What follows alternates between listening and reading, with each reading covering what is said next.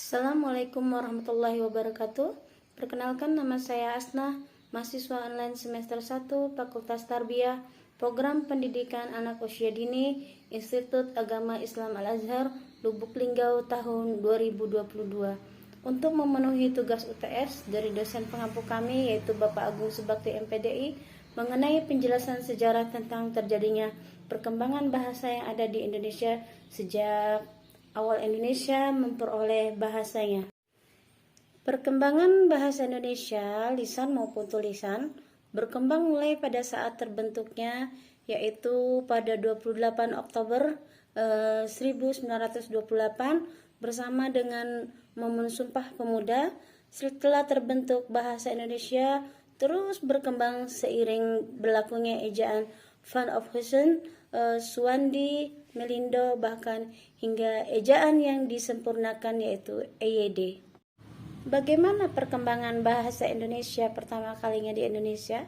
Bahasa Indonesia tumbuh dan berkembang dari bahasa Melayu yang sejak zaman dulu sudah dipergunakan sebagai bahasa perhubungan atau kita kenal dengan lingua franca. Bukan hanya di Kepulauan Nusantara saja, melainkan juga hampir di seluruh Asia Tenggara. Bahasa Indonesia mengalami 3 fase perkembangan selama 81 tahun semenjak tahun 1928 sampai dengan 2009, yaitu pertama, fase bahasa Indonesia sebagai bahasa persatuan yang ditandai adanya ejaan Van of Heusen dan Kongres Bahasa Indonesia I di Solo. Yang kedua, fase bahasa Indonesia sebagai bahasa resmi negara yang ditandai adanya Undang-Undang Dasar 1945 dalam pasal 36.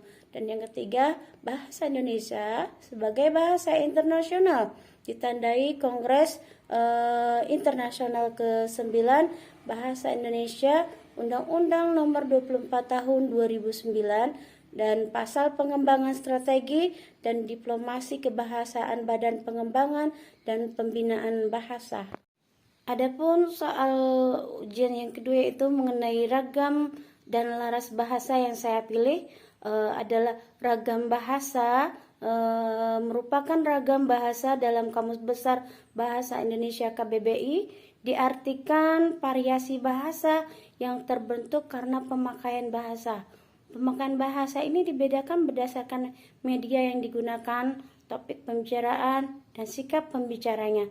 Dan menurut Ramlan, ragam bahasa adalah variasi bahasa, jenis bahasa yang dipakai sesuai dengan keadaan pemakainya yang berbeda-beda menurut topik pembicaraan, lawan bicara, dan menurut medianya.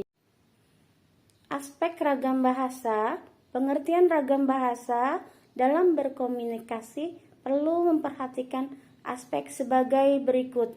Yang pertama, situasi yang dihadapi. Kemudian 2, permasalahan yang hendak disampaikan.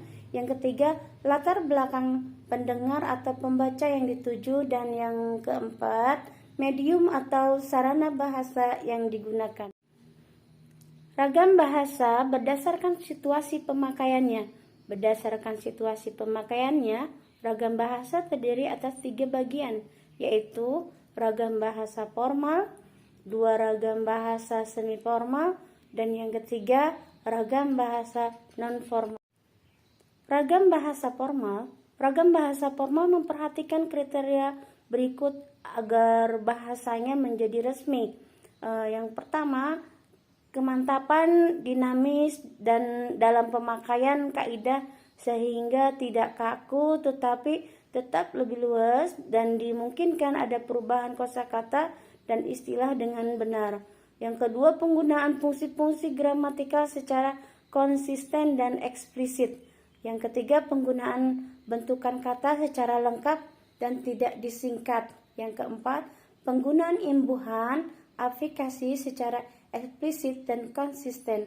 Yang kelima, penggunaan ejaan yang baku pada ragam bahasa tulis dan lafal yang baku pada ragam bahasa lisan. Berdasarkan kriteria ragam bahasa formal, pembedaan antara ragam formal, ragam semi formal, dan ragam non-formal diamati dari hal berikut. 1. Pokok masalah yang sedang dibahas. 2. Hubungan antara pembicara dan pendengar. Yang ketiga, medium bahasa yang digunakan, lisan atau tulisan. Yang keempat, area atau lingkungan pembicaraan terjadi. Dan yang kelima, situasi ketika pembicaraan berlangsung. Laras baku digunakan pada situasi hikmat dan sangat sedikit memungkinkan keleluasaan seperti pada kitab suci, putusan pengadilan, dan upacara bendera. Sedangkan laras resmi digunakan dalam komunikasi resmi seperti pada pidato resmi, rapat resmi, dan jurnal ilmiah. Laras konsultatif digunakan dalam pembicaraan yang terpusat pada transaksi atau pertukaran informasi seperti dalam percakapan di sekolah atau di pasar. Yang berikutnya itu laras santai digunakan dalam suasana tidak resmi dan dapat digunakan oleh orang yang belum tentu saling mengenal dan akrab. Yang terakhir yaitu laras akrab digunakan di antara orang yang memiliki hubungan yang sangat akrab dan kekeluargaan. Sekian, semoga bermanfaat. Terima kasih. Assalamualaikum warahmatullahi wabarakatuh.